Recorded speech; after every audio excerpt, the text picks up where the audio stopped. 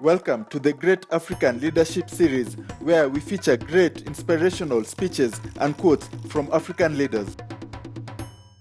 Afternoon by my very good friend Simfiwe Masiza, who has given me the opportunity to share my thoughts with you this afternoon. I take the view that this continent has had a glorious past and that this continent has had her trials and tribulations, but her better days are in the future. There are those who, when talking about Africa, are in the habit of dealing with Africa as if it were one monolithic block. They do not recognize that the beauty of Africa is in her diversity. And indeed, when you care to undertake a geographical survey of Africa, you will be amazed at what the west of Africa offers, what the center of Africa offers, what the south of Africa offers, what the Horn of Africa offers, and what the north of Africa offers. That is the continent that we are talking about today. And we are talking about her because she continues in many ways to punch below her weight. And many are the commentators who take the view that the reason why she continues to punch below her weight is because the men and women who have had the privilege and honor to serve her in different political capacities or leadership capacities have not served her well. There may be merit in that assessment, but those who are quick to judge, those whose only claim to fame is that they are professional fault finders, must ask many questions before they judge and condemn Africa unfairly.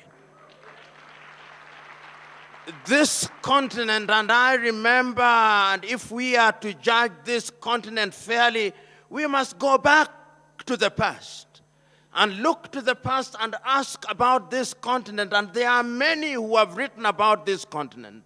How many of you here will forget the great writings of Senegal's Ante-Cheikh Diop, who has documented in many ways the glorious past of the continent of Africa, the great kingdoms in Africa. When Europe was still in the caves, Africans were building monuments. If they were not building them in the Ashanti Empire, they were building them in Monomotapa here in Zimbabwe. And there is a sense in which all those have been consigned to the Museum of History. And those who look at Africa see Africa as a scar on the conscience of humanity, not remembering that they were themselves co-authors of Africa's misfortunes.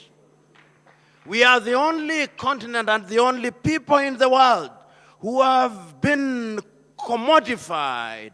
How many of you will remember that agrarian Europe had to commodify Africa in order to realize our level of development? At one time in those early days, we will remember, even as we talk about leadership, that half of the population of this continent was taken away. If they were not taken away from Ghana, which they then christened Gold Coast, they were taken away from Angola. If they were not taken away from Angola, they were taken away from Mozambique. If they were not taken from Mozambique, they were taken from Senegal. If the Arabs were not taking us, the Europeans were taking us. If the Europeans in their different tribes were not conquering us, they were stealing from us. Those are the realities that we don't talk about when we talk about this continent. And you know, if one cares to judge the African continent, one must be historically conscious. And the question that we must ask ourselves, why is it that this continent finds ourselves in that space? If it is not Europe summoning us, it is the United States of America summoning us. everybody is in the business of summoning us.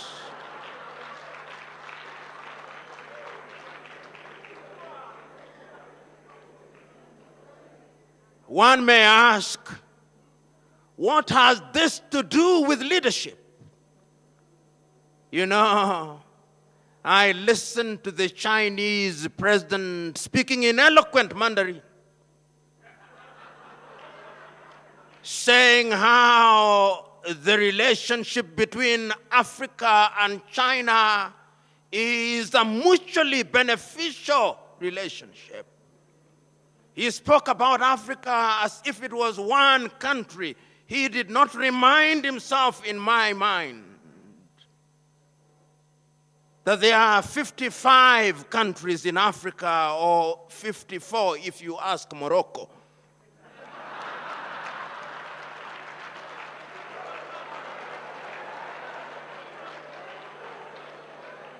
And I listened to the Chinese president specifically mentioning the Gambia and a few other, and Sao Tome and Principe, that they were welcomed back to the world because they had renounced their relationship with Taiwan and they had now recognized the one China policy. Do I say this because there is anything wrong with China? No. I'm saying this because the Chinese are providing leadership for their people. They know exactly what they want for their people, and they are doing exactly what they want for their people for the benefit of their people. The question that I'm posing to us, do we know what we want for our people? Are we doing what we need for our people? And the answer is, I doubt. Why do I doubt? I doubt because at the end of the entire enterprise, the Chinese president said that he had given, or his government had given, 60 billion United States dollars to 54 African countries. Notionally, therefore, each country would be entitled to no more than 1.5 billion. Half of the presidents who are present in China, each one of them, half of them, can produce 1.5 billion. Sportsmen in Europe and America, including boxers, can earn $1 billion in a single bout.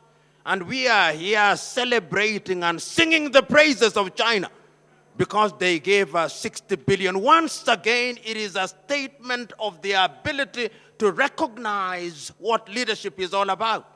I'm submitting to us that when we interact with people like the Chinese, there is something to learn from them. We may condemn them at forums such as this, but there is wisdom in asking ourselves, how is it that this country, which about 30 years ago could not feed half our population, has in 30 years during our lifetime succeeded in pulling up nearly 800 million people out of poverty? How is it that every road that is now being built in Africa, whether the road is in Benin or in Nairobi, Kenya, or in Johannesburg, South Africa, or in Kigali, in Rwanda, or the Democratic Republic of Congo, there is a Chinese firm whose name I cannot pronounce as the contractor for that firm. Those of you who are present in this assembly, go out now into the world. Go out into the world knowing and recognizing that Africa will be built village by village. Go out into the world to know that you are the drop that will make the ocean overflow. Go out into the world recognizing what the Chinese long recognized, that the greatness of the ocean is because the ocean does not reject any river. So go out there and take the knowledge that is necessary. So go out into the world recognizing that Africa will fail or succeed on leadership, and leadership means servanthood. So go out there. The world has seen too many comedians. The world now wants actors who will serve. Go out and be blessed. and share this video with friends and family to support the channel.